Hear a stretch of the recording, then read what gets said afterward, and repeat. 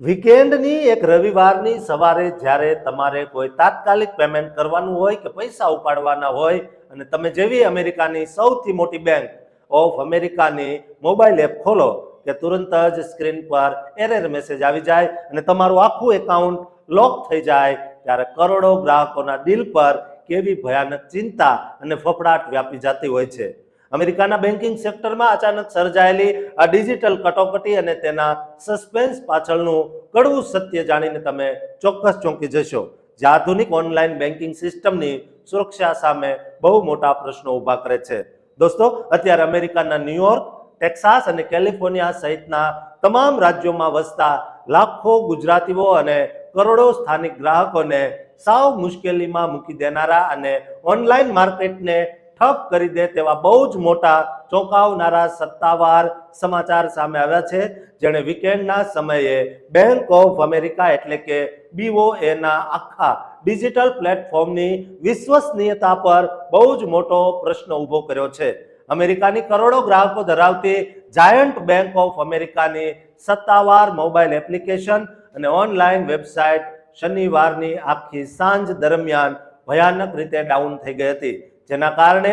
હજારો ગ્રાહકો પોતાના એકાઉન્ટ લોગિન કરવામાં કે બેલેન્સ ચેક કરવામાં સાવ લાચાર બની ગયા હતા। ડાઉન ડિટેક્ટરના સત્તાવાર ટ્રેકિંગ અહેવાલ અનુસાર આ ભયાનક આઉટેજ એટલે કે સર્વર ઠપ થવાની ફરિયાદો શનિવારે સાંજે અમેરિકી સમય મુજબ અંદાજે 4:45 વાગ્યે શરૂ થઈ હતી અને જોતજોતામાં પૂરા અમેરિકામાં તેનો પ્રચંડ વ્યાપ વધી ગયો હતો। ડિજિટલ પ્લેટફોર્મ પર આ કટોકટી ત્યારે સાવ ટોચ પર પહોંચી જ્યારે સાંજે 5 વાગ્યાની આસપાસ એક સાથે 5000થી વધુ યુઝર્સે બેંકના ડિજિટલ નેટવર્ક સામે સત્તાવાર રેડ ફ્લેગ એટલે કે ફરિયાદો નોંધી હતી। ગ્રાહકોએ આક્રોશ સાથે જણાવ્યું કે તેઓ જ્યારે પણ પોતાના આઈડી પાસવર્ડ નાખીને લોગિન કરવાનો પ્રયાસ કરતા હતા ત્યારે સ્ક્રીન પર સાવ કોરો એરર મેસેજ ફ્લેશ થતો હતો અને કોઈ પણ ટ્રાન્ઝેક્શન કમ્પ્લીટ થતું નહોતું। ડાઉન ડિટેક્ટર પર આવતી પોતાની ભયાનક આપવીતી રજૂ કરતા એક પરેશાન ગ્રાહકે કહ્યું કે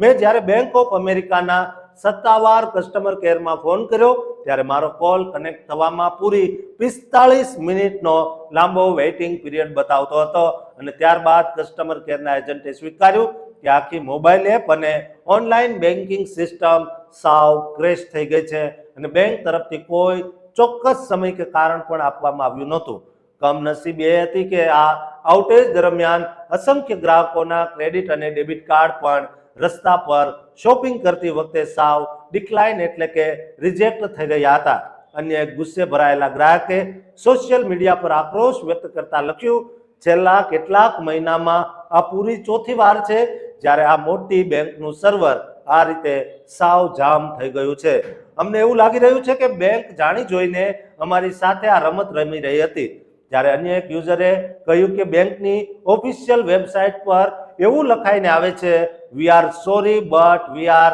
enable to complete your request at this time, please try again later, એટલે કે અમે અત્યારે તમારી વિનંતી પૂરી કરવા અસમર્થ છીએ, કૃપા કરીને પછીથી પ્રયાસ કરો। આ ભયાનક ડિજિટલ બ્લેકઆઉટ પાછળનું અસલી કારણ શું હતું તે હજુ સુધી સાવ અકબંધ છે, કારણ કે બેંક ઓફ અમેરિકાના સત્તાવાર પ્રવક્તા કે હેડક્વાર્ટર દ્વારા આ આખી ડિસ્ટ્રપ્શન અને કટોકટી અંગે મીડિયા સમક્ષ હજુ સુધી કોઈ જાહેરમાં સત્તાવાર કોમેન્ટ કે સ્પષ્ટતા કરવામાં આવી નથી અને ના તો કોઈ કારણનો ખુલાસો કરાયો છે।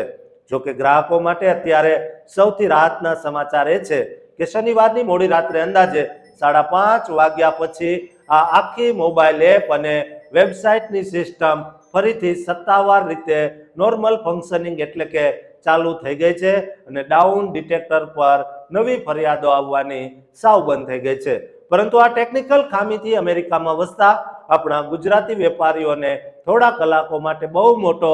આર્થિક ફટકો સહન કરવો પડ્યો હતો। દોસ્તો, અમેરિકા જેવા હાઈટેક દેશમાં પણ આવી ટેકનિકલ ખામીઓથી લોકો ચિંતિત થઈ જતા હોય છે। જોકે બેંકોએ સ્વીકાર્યું છે કે તેઓ ઝડપથી આ સારું કામ કરશે। દોસ્તો, તમામ ગુજરાતીઓ જે ડરી રહ્યા છે, ભારતીયો ડરી રહ્યા છે, એમની બેંકો સુરક્ષિત છે, માટે આ વિડીયો એમને શેર કરજો અને આ ચેનલને સબસ્ક્રાઇબ કરવાનું ચૂકતા નહીં।